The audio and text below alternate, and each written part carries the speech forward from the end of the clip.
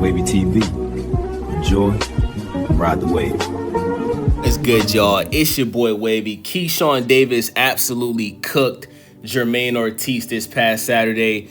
I thought Jermaine Ortiz was going to put on a much better performance. I thought because Jermaine Ortiz already had the experience of being in the ring with a Teofimo Lopez, being in the ring with a Vasily Lomachenko, I thought that Jermaine Ortiz was going to be Keyshawn Davis's toughest challenge, but that wasn't the case, okay? I knew Keyshawn Davis was going to win this fight, but I did not think that Keyshawn Davis was just going to dominate Jermaine Ortiz and pretty much stop him. He's the first boxer on a professional level to stop Jermaine Ortiz, something that Teo and Lomachenko could not do. Some people think Jermaine Ortiz beat Teofimo Lopez, so Keyshawn Davis definitely made a statement this past Saturday, and he definitely proved that he's one of the top young boxers in the world right now, okay?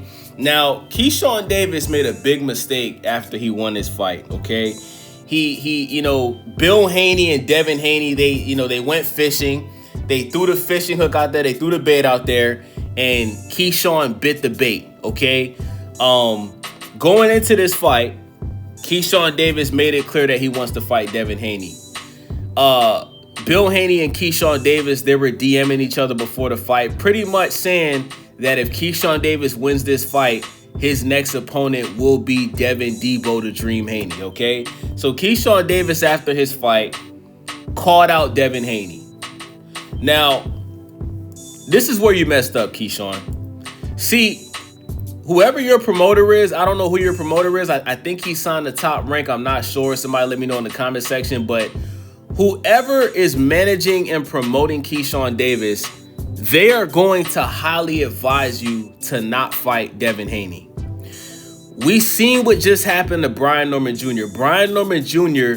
had the knockout of the year last year against Jin Sasaki. He was the quote-unquote boogeyman of 147. He was the #1 boxer at 147. And a lot of people, I would say a majority of people, thought that Brian Norman Jr. was going to knock out Devin Haney. And it had a lot to do with the Ryan Garcia fight. It also had a lot to do with the fight after that where Devin Haney was just running around the ring, not really throwing that many punches, right? People thought Devin Haney was going to get knocked out. What happened? Because of the experience, because of, Devin Haney being, 27-28, because of Devin Haney unifying 135, winning the belt at 140, experience and skill played a factor. Devin Haney dropped Brian Norman Jr., broke his nose, and he beat Brian Norman Jr. by unanimous decision. Now, do I think that Devin Haney is going to dominate Keyshawn Davis like he did Brian Norman Jr.? I think Keyshawn Davis is a better overall boxer than Brian Norman Jr., but I can see Keyshawn Davis being overconfident and getting dropped by Devin Haney. And I think if he gets dropped once, he's probably going to get dropped twice because, see, Keyshawn Davis is like an old school fighter. He's the kind of fighter where, he wants to put on a show, not just for boxing fans, but casual boxing fans. Like, he's the kind of fighter that he wants to make a statement. He wants to, prove that he's one of the top guys. And the way that you do that is by knocking people out. That's why people like Mike Tyson. That's why people like Marvin Hagler. People want to see knockouts. And that's what Keyshawn Davis, I feel like that's his #1 priority in fights, is to knock people out. Not just beat you. He wants to punish you and knock you out, right? So Devin Haney, if he doesn't want to get hit, it's very hard to hit him. He does not have as good of a defense as a Shakur Stevenson, but Devin Haney does have good defense. And I can see a scenario where Keyshawn Davis has a very hard time landing punches on Devin Haney, and I can see Devin Haney dropping Keyshawn Davis. And after he gets dropped, Keyshawn Davis is going to be embarrassed. He's going to go in there and do the same thing over again. He's not going to do what Brian Norman did. He's going to try to go even harder for the knockout because he's going to try to get his lick back, and he's going to get dropped again. And I just see Devin Haney beating Keyshawn Davis by unanimous decision.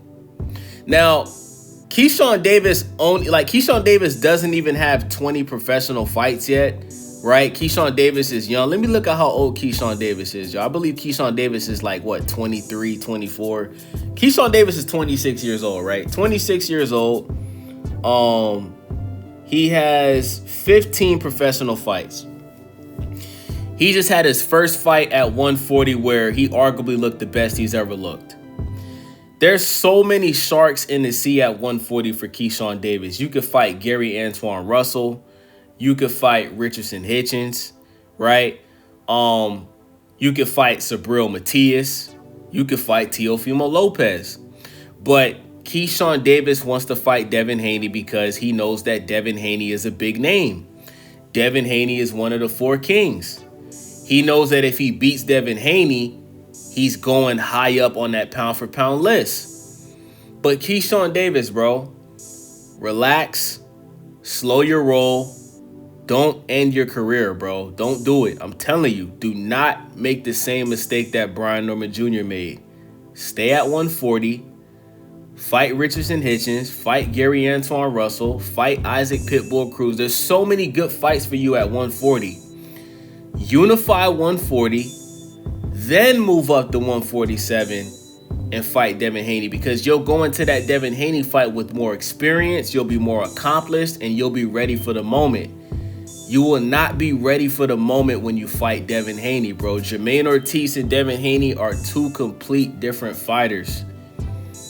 Jermaine Ortiz has never been an elite boxer. He's always been a mid-card gatekeeper boxer, okay? Jermaine Ortiz don't got one elite name on his resume that he's beaten. He's always came up short.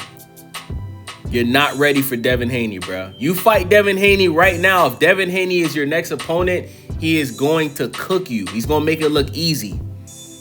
He's going to make you look average, bro. I'm telling you. Him and Bill Haney's going to draw up a game plan to where they take away the things that you do best, and you're going to lose. And when you take a loss like that, like in the prime of your career, when it's like as early as like, some boxers never bounce back from that. Everybody's not going to bounce back like Devin Haney did. Everybody's not going to bounce back like Canelo Alvarez did when he lost to Floyd Mayweather, when he lost to Dimitri Bivol. Everybody's not built like that, bro. So don't fight Devin Haney next, bro. Stay at 140. You looked incredible against Jermaine Ortiz.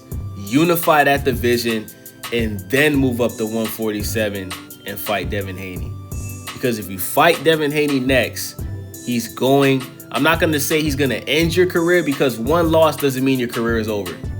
But he's going to put a permanent stain on your career. People are never going to forget what Devin Haney did to Brian Norman Jr. Shit, just to show you I'm not hating, nobody's ever going to forget what Ryan Garcia did to Devin Haney, even though the fight was overturned to a no contest. Even though Ryan Garcia was suspended for a year off the Osterine. Like, bro, when you lose, you lose. People never forget, especially when you lose in dominant fashion. And I absolutely think Devin Haney is going to beat Keyshawn Davis in dominant fashion, bro. So with that being said, it's your boy Wavy, Stay Wavy TV. Make sure y'all subscribe. Please hype the video. Click that hype button for your boy. And let me know what y'all think about this in the comment section. Do y'all think that Keyshawn Davis is ready to fight Devin Debo the Dream Haney next? I definitely don't. But to the Keyshawn fans out there, let me know what y'all think in the comment section. Thank you guys for watching. It's your boy Wavy. I'm out. Welcome to Stay Wavy TV. Enjoy and ride the wave.